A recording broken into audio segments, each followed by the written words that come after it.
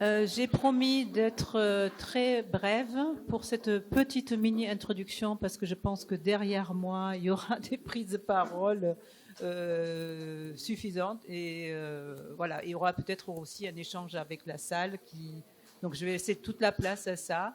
Le sujet de cet après-midi, vous a été annoncé l'intérêt de l'enfant, mythe ou réalité. Alors, juste une petite lecture quand même le rappel de l'article 3 de la CIDE. Premièrement, dans toutes les décisions qui concernent les enfants, qu'elles soient le fait des institutions publiques ou privées, de protection sociale, des tribunaux, des autorités administratives ou des organes législatifs, l'intérêt supérieur de l'enfant doit être une considération primordiale.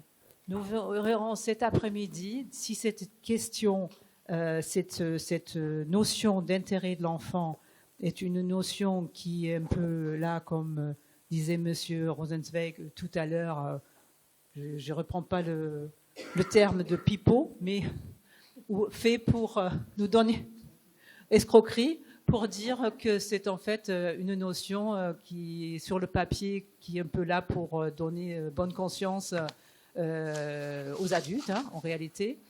Et voilà, donc est-ce que c'est une réalité? Comment ça se traduit? Qu'est-ce que cela recouvre?